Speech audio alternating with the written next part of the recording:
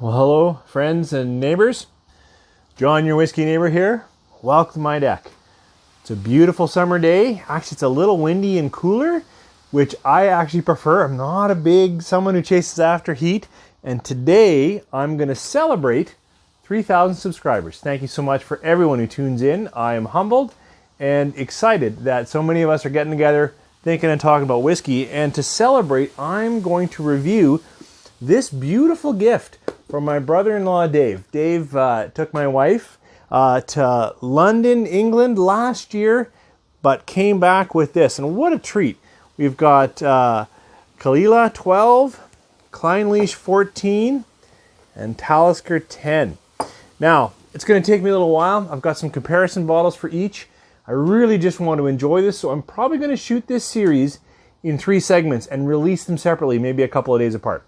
So today, we're going to take a look at Clynelish. I thought that would be a good place to start on this whiskey journey today. So this will be Clynelish 14. 3, 4.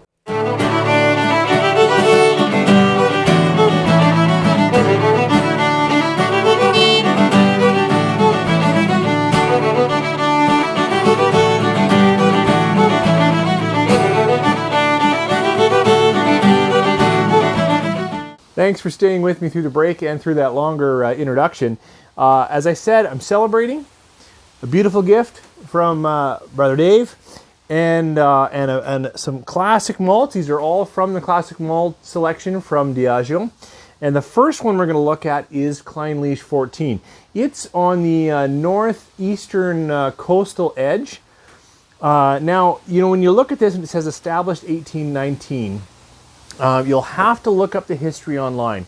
I really don't know enough about it. As I understand it, you know, they had a distillery starting way back there in 1819, making Clynelish in Brora, and then did it close, reopen? They started another distillery in the 60s. They ran 2 distilleries for a while. Brora was released from the first distillery, I believe, between that 1968 to 83, somewhere in there, and then that shut down. And Brora, as you know, is super sought out, right? It's very expensive because it's closed down, so bottles are very rare. I have never had any of that. But Clynelish is, of course, released from the newer distillery that was started in the 60s, I believe. Someone can correct me on that. And it's not as readily available here in Canada as perhaps it is in the UK and other places. I can see it. I've seen it on the shelf. But it is hard to chase down for me, so it's a real treat that Dave brought this sampler pack back and I was able to try some Clynelish. Now, I'm not deep into this bottle, so it's almost like a first taste, a celebratory taste. It is released at 46%. I couldn't find out in my research whether it was colored or chill filtered, but coming from Diageo, and if it doesn't say on it, I have to assume both. Though 46% is certainly strong enough that it could be unchill filtered, but they don't say that. So I know it also is a major component in the Johnnie Walker Gold blend. I believe it's gold. Someone can also correct me if I'm wrong. But Clynelish, a few years back, I was starting to see quite a few WhiskeyTube, YouTube people review it. So I've been excited to get at it. Let's see what we get on the nose. Now I'm outside where there's a fair amount of fresh air, but it's quite fruity and light fruits up front. A little bit of mineral note in there. And now the fruits deepen, become juicier fruits. How to pick them apart? Well, it's a tropical fruit. So I don't have a deep experience with tropical fruits, so maybe some mango, a little bit of papaya.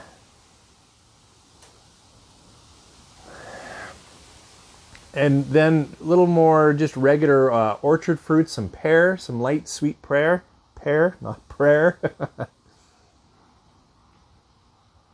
And that mineral note came back on the nose. That's interesting. The sweetness, light vanillas, honeys.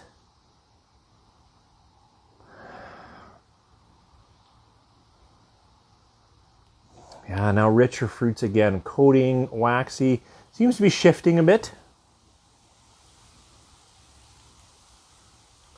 All right. See how it tastes. Sláinte.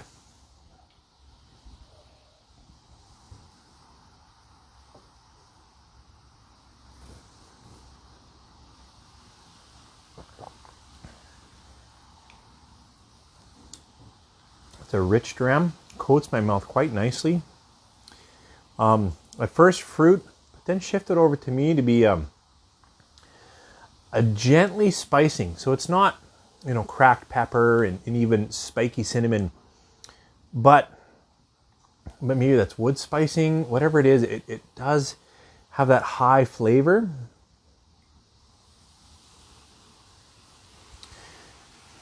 Beautiful dram.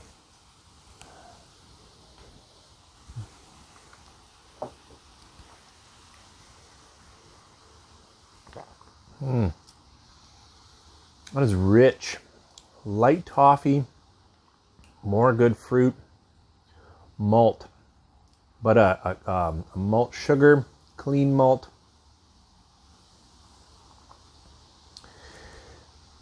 A little bit of briny in there. Took a while for me to get that. I've heard other people's talk that they get that coastal sea brine. It is a bit in the several sip of the palate. Really nice in the mouth. Really nice coating. Letting it settle out. A little light wisp of cherry, almost maraschino, like really light fruit. That is a really rich, beautiful, I would say fruit forward, but there's enough, spicing and malt character to carry it through. And the finish is decently long. That is a nice dram. I should try it with water. Now I've sipped a little heavy, so I'll just do a splash of water, see if it wakes it up.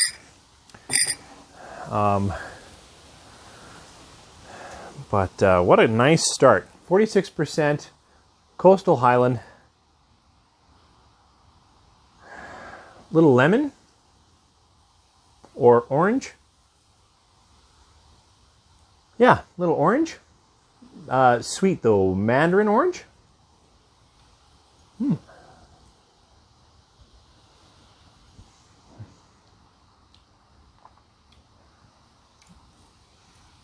Beautiful dram.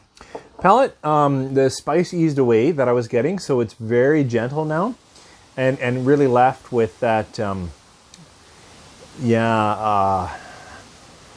cut mango, ripe mango, and then other fruits mixed in. Quite a nice dram. I like it.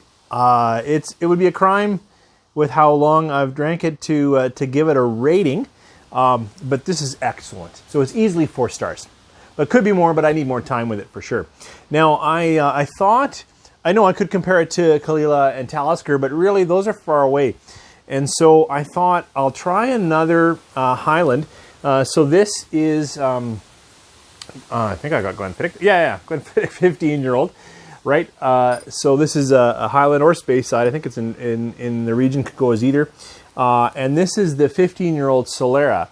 It has, I think this is, I don't know the casking on this. To me, it felt like a lot of ex-bourbon, except the fruit notes are very high on that. This has ex-bourbon, ex-sherry, and it's got that Solera vatting, so there's always a little bit of older whiskey in it. Also strong fruit. Far more orchardy for me. Apples, variety of different apples from sharp all the way to a sweeter yellow golden, like not golden delicious, like a yellowed apple. Palate.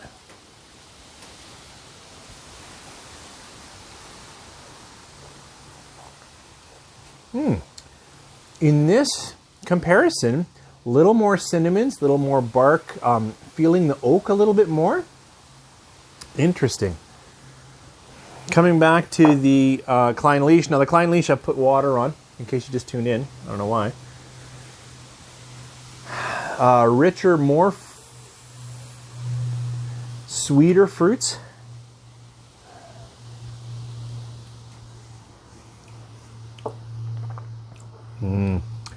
More malt, a little more honey, thick honey. Yeah, molasses treacle, like something thicker but sweet. Interesting. Of the two, right now, I would prefer the Clynelish, but I don't mind that Glenfiddich 15-year-old Solera. It's a decent bottle. All right, as I said, I'm going to end it here, say thank you very much, and start the next one. I think the next one will be O'Kellela.